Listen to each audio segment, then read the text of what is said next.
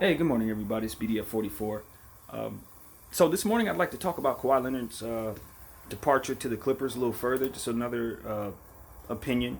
I've kind of had some time to think about it. Obviously, I've had some time to break down the rosters and settle into the disappointment and kind of let that stuff go. And well, quite frankly, the only problem that I really have with what Kawhi did outside of being a Laker fan, my personal opinion, is that I think Kawhi inserted himself in the middle of a war. Not a real war with people trying to cut each other down, but I'm talking about like a business war between the Los Angeles Lakers and Clippers. He made his allegiance, he drew his line in the sand. And from the outside looking in, it is absolutely commendable. Yes, I have to say that. It's commendable in a sense that, one, he kept parity in this league. Two, and this is hard because I'm now on the other side of the fence. But if this were like back in the Miami days, I'd be thrilled because he kept LeBron James from stacking the deck and moving forward with a super team of help. And no matter how you want to view LeBron James, if you're a super fan or if you're a new fan like myself, or if you're somebody who couldn't stand him like I used to, or what have you, then you probably agree with the statement I'm about to say. LeBron James has always been a player who liked to play with great players. And sometimes in trying to assemble the teams, he and his team did things that would be considered a little shaky, maybe a little disingenuous, maybe not so good for the team long term. Things that they did to try to stack the deck for his timeline, and he ended up still leaving, that kind of stuff. Yeah, he delivered them to the finals, but it took a lot of drama. It took a lot of strain. It took a lot of pressure on people. I look at Ty Lue and his health situation going through that. I look at how the energy of the team was before he got here in terms of the Lakers, and then looking at how things went with Luke Walton afterward. Just how, the kids, how they felt. People get cut down when LeBron James is in town. For better or for worse, things just kind of fall apart for certain people. Um,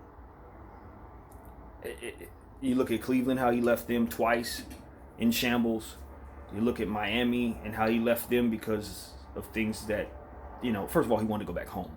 But he left Miami because, from my understanding through the reports that were made, he and Pat Riley were having a bit of a tug of war in the end, and Pat Riley wasn't relinquishing the damn thing. It just seems like it's a power struggle, and every bit of the path has been riddled with LeBron James trying to get more help on the teams that he's been on, and in turn, people have gotten hurt. Not literally, but their careers have taken a path that leaves them kind of in the dust, or maybe that year was really bad for them, and then the year is lost. So basically, what I'm saying in a roundabout way is Kawhi Leonard did to LeBron James what LeBron James has been doing to a lot of people for a long time, and I think that cannot be something that I ignore as somebody who's a fan of the Lakers and a fan of rooting for LeBron James at this point. Now, LeBron James is not the only person who's done this. I don't believe that he created the game. I think he is reacting to a system that was already in place, set for him to be limited, and I think he realizes that the system is limited, and the only way to climb out of that barrel is to step on some people in order to make that happen. And in that regard, he's a trailblazer because at the end of the day, he has been the person that started the path of players having more control over where they go, and how they move. So I think some part of him probably is proud of Kawhi for taking the torch and, flexing his muscle in his way. And that there's something to be said for that, I would imagine. But at the same time, getting cut down doesn't feel good, and LeBron James is getting a little bit of his own medicine, and that's the reality of it. But in that same breath, I have to say, Kawhi Leonard, he did do wrong here. I think it's safe to say that he played the game kind of wrong. Wrong, not as in incorrect, but wrong as in that was messed up. It was messed up. And I think that's what, if you're a Laker fan, you have to ask yourself this. Did we deserve that? Fans know, but the organization. It's easy to be the recipient of energy and feeling a way about what happens to you. But rarely do those people, those same people who are sitting back receiving all the energy, rarely are they the people that are looking back and trying to figure out whether or not they did something similar to make someone react that way. I don't think we did anything to Kawhi Leonard. I don't think so. But at the same time, have we done things like this to other fan bases? Have we done stuff like this to other teams? And the answer is, of course. I was pissed off at the Pelicans for how they handled this. Why did they handle us this way? Because we were tampering on a player that they had under contract for a year and a half. Now, it may not have been under the guidelines or the rules, the parameters or what have you of tampering, but it was still disingenuous to a degree because basically we said we want that guy, and that guy said he wants us, and then they proceeded to force their way out. Pelicans reacted to all of that, and as a receiver of that energy, I felt wronged. But the reality was we punched first. We punched first. You know, as it pertains to the Clippers, I don't know the history necessarily between the two front offices. I don't think they have been reported very much of who started what and why this has gone so left, why it seems like the Clippers are trying to pull the rug out from under us and kick us while we're down. There has to be some reason for that other than them just sucking. Now, to my knowledge, and for what I have seen and heard, there is nothing. They sucked for a long time. When they got a chance to be relevant, they flexed their muscle and reared their jealous, ugly heads at a chance to kick the big dog while he was down. So as a fan, I take offense to that. But the reality is, who knows what's going on behind the scenes and that would make someone in the Clipper organization or make the Clippers feel like they need to fight us the way it seems like they've been fighting us for the past 12 years. I have no idea what took place. Maybe some things happened that kept them in the toilet. Maybe some things happened that made them feel like they were done wrong. I don't know. But I have to be responsible and fathom such a thing. But even if nothing like that took place, who else have the Lakers wronged? We've done some things that we were not proud of. That whole situation with D'Angelo Russell, I thought was a little sour. Kicking him to the curb based on a mistake that he made as a young fella. Now, did he do something that deserves to be kicked to the curb? Maybe. But I didn't like how that was handled. Same thing with Lonzo Ball. And the kids. You know, the karma for right now, when I think about if we would deserve what happened to us, if Kawhi Leonard's being a vigilante for the NBA, as people say, then the one person, the people that I think he held down the most in doing this was the Laker kids that they traded away. You know, they were tossed around. They were not given an opportunity to really develop. They were criticized for their weaknesses for the most part. Not given enough credit for how well they played with LeBron James prior to Lonzo Ball getting hurt, prior to Brandon Ingram getting hurt, etc. They were really a solid team. They weren't given enough credit. They were said to be valueless pieces and used and tossed around as if they were valueless pieces and ultimately discarded like they were valueless pieces. And if I'm to look at Kawhi Leonard and say you got karma for somebody, he got it for them young boys. He got it for Josh Hart. He got it for Brandon Ingram. He got it for Lonzo Ball. You know, he got it for all the kids that we let go and we didn't really care about as a front office because we were trying to chase the big fish and this super team and stacking the decks. I, as a Laker fan, am kind of tired, and I'm going to say this, and I'm saying this as I'm standing here right now. I'm kind of tired of feeling like I'm the big bad wolf. I'm a blue-collar Laker fan. I've loved my team since 1994. There was no super team when I fell in love with my squad. I was looking at, you know, players who were slightly above average, working hard and exciting their fans. Nick Van Exel, Eddie Jones, Eldon Campbell, Sedale Threatt, Anthony Peeler. That was my squad. Like, that was the team that I really started paying attention to and started becoming a diehard of. And then from there, Shaq, Kobe, all that. But, you know, for myself, I view myself as a blue-collar fan. I'm not one of these guys that say, well, we need to stack the decks. We deserve all of this because we have 16 championships. Yeah, that sounds good, and yes, it's true. But no, it's only partially true because we don't deserve much based on how the front office has handled certain things lately and how our team has performed since Kobe Bryant's last championship in 2010. We're not deserving of anything other than an opportunity to prove that we deserve something, if that makes any sense. So right now, I just want to say, I'm tired of that. I'm tired of being a big bad wolf. I feel like I'm on the wrong side of this equation in terms of, as a Laker fan, here we have LeBron James, the big flashy superstar, and AD, the superstar who didn't want to continue his legacy on a team that he didn't believe in. And even when it seems like they got a situation that he could believe in, he still had his mind made up that he wanted out. It feels like we're on the wrong side of karma with that. It feels like the Clippers got the guys that people want to root for, in terms of the guy that refused to join a super team, and PG, the guy who stayed with the Oklahoma City Thunder, didn't join the mighty Lakers. It's just like, wow, like, are we really on that side? Is that what this is? That's how this is shaping up? That we're the big bad wolf that wanted all the flashy stuff, that couldn't just put our hands in the ground and plant seeds of kids and plant seeds of good intentions with just building the squad properly. We have to be the super team while the Clippers are building this thing properly, while they're getting the guys that people are gonna root for. At this point in time, I look at the Lakers, I say, dude, sorry, I'm trying to cook here and I'm slow about it, but at this point, I'm rooting for my team at all times. And all I said about the Clippers, I believed. But if you're looking from the outside, looking in, and you're just reading the tea leaves and reading how things are going, the Clippers are the team that a blue-collar guy is more likely to root for.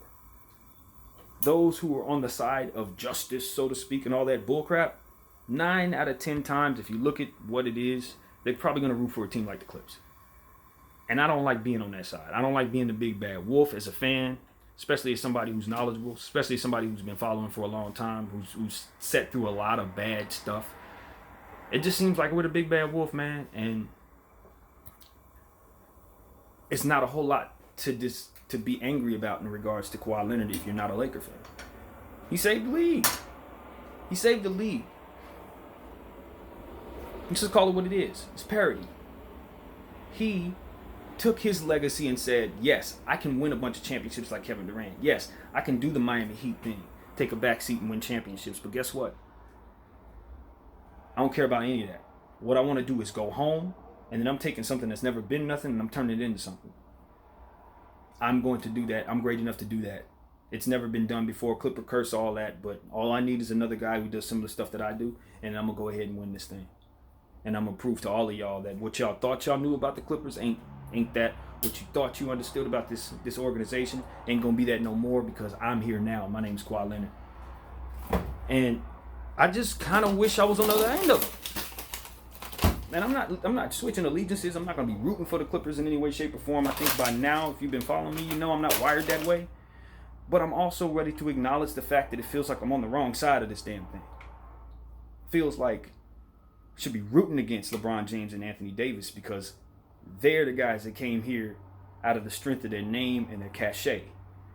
And Kwahi Leonard and Paul George just found their way back home, and now they're ready to represent their city in an organization that nobody ever loved until now. So it's like, I kind of just wish that my allegiance to the Lakers were different in an era like this, because this is something that's going to be special, one way or another.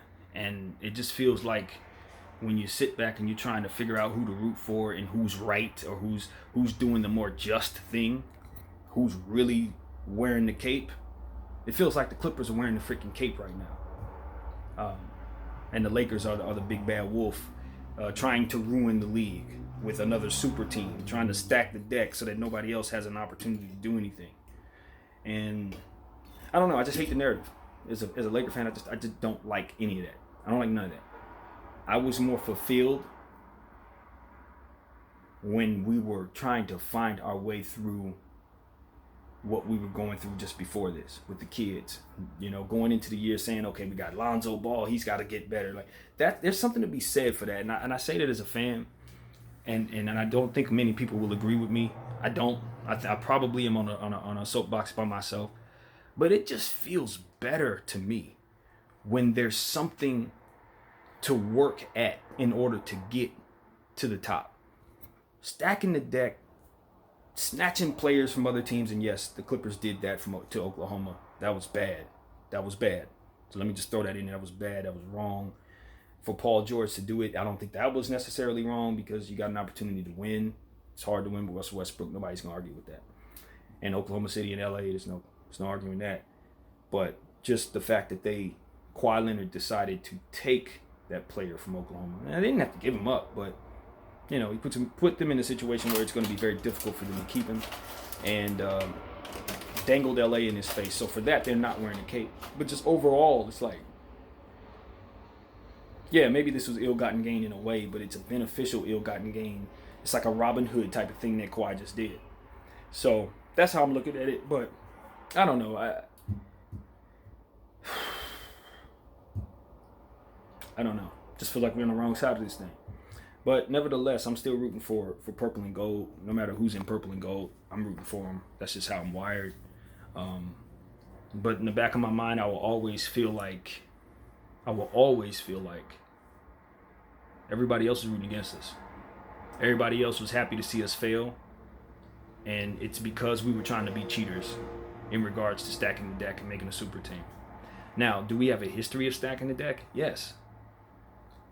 But when you look at Golden State and how they've done it, when you look at some of these other teams and how they've put their teams together, they didn't give up on their kids. They didn't gut their team to make it happen. Now, the Clippers, again, just gutted their team to get Paul George to a degree, but I don't think it matters because it got them 2 players and it makes sense. But we gutted ours to get one for 1 year. And LeBron James is older and has had a historic career. The rah-rah fan in me is saying Anthony Davis and LeBron James can beat all, should beat all, and that's that. But LeBron James is 34 years old, man. So it's going to be upon Anthony Davis in his 1-year deal and LeBron James at 34 years old to run through the league with the roster that we have, which I think is a solid roster. I really do. I don't think it's a bad roster by any stretch of the imagination. I think they can win and win quite a bit with this roster. But reality is setting in, and the truth is, as far as I'm concerned, on paper, and that means before any games are played, for those who don't know what I mean by on paper. On paper, we look, to me, to be slightly overrated. Slightly.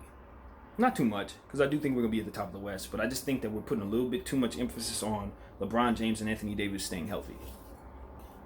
Anthony Davis had issues, and we know about him and whatever with his health. He takes knick-knack injuries. Sore knee here, sore shoulder here, that kind of thing. And LeBron James, one of the greatest Iron Men of all time, but he's played more basketball than any other human being that I've ever been aware of. I don't think anybody's played more basketball. Maybe Kareem played more basketball in his career than LeBron. Other than that, I don't think too many people played more basketball than LeBron James, period. So that's a lot of wear and tear on the body. So without that third star, you're counting on the players that you have to really, really go hard. And while Boogie Cousins is more than capable of holding his own, at this point in time with the injuries that he's had, his body's not going to be the same.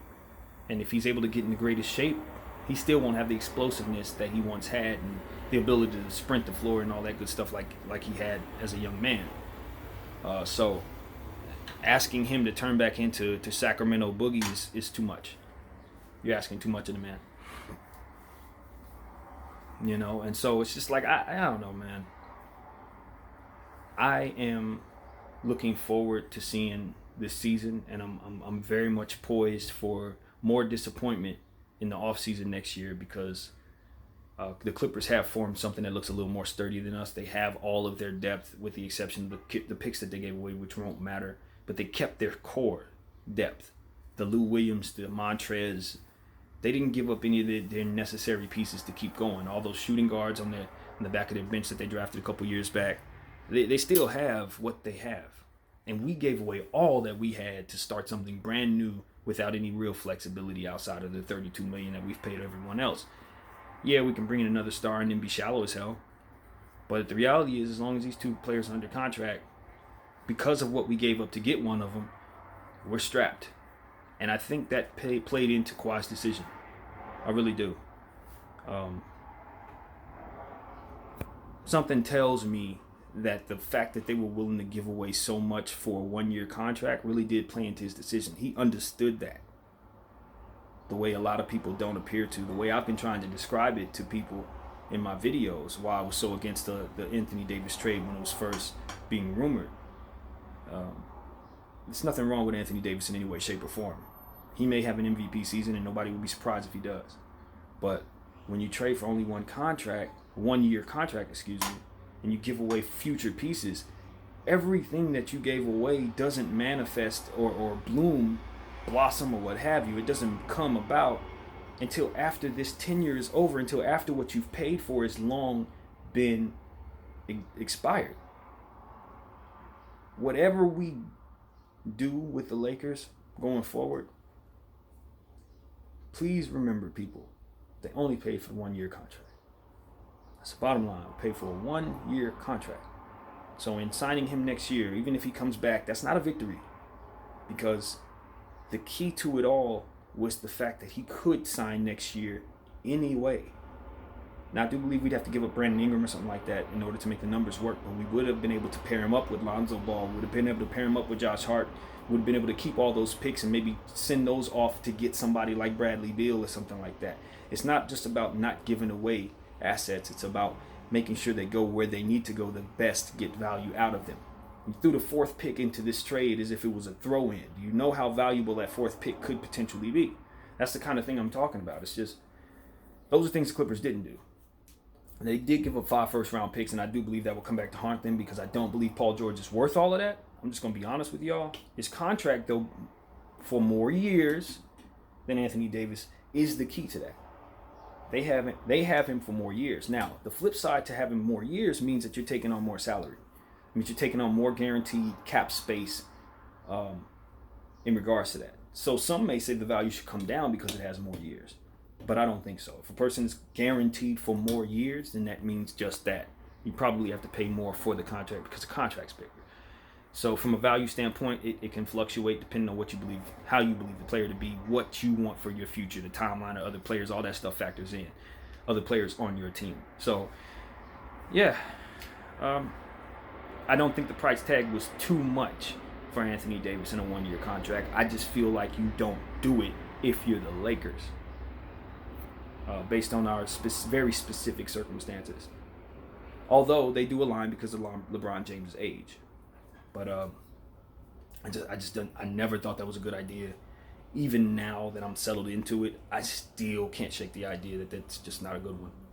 But whatever, we got him. Happy he's here. I'm just going to ignore all conventional wisdom and do a little rah-rah saluting and just be happy that we have these guys. But at the end of the day, Kawhi Leonard drew his line in the sand, and I think he did it because he looked at the strategies of the two front offices and realized that we have a front office that gets played. And he ran game, played him himself. So he didn't trust them because, quite frankly, they didn't show the mental aptitude that he would respect. So that's what I've concluded. But there's probably more to it than that, of course. But I'm sure that had something to do with it. And he is a quiet person. We spoke a lot about what the meetings were about. I knew that was a mistake when Magic came out and did it. But I don't know what Magic's intentions were in that situation. For all I know, he felt spited. So I don't know. So at the end of the day, as a Laker fan, I can just say good luck to all of us. Congratulations to Clipper fans once again. Congratulations to Kawhi Leonard for being a hero to everybody but us, and the Raptors, of course. And look forward to seeing you lose, bro. I really do. Hopefully we can overcome all of what I said and prove me wrong and be the team that scratches and claws our ways to the top, because it's going to be a dogfight. And then this video looks stupid and very long for that matter. With that being said, you guys have a great day. Enjoy yourselves, and I'm done blabbering. BDF.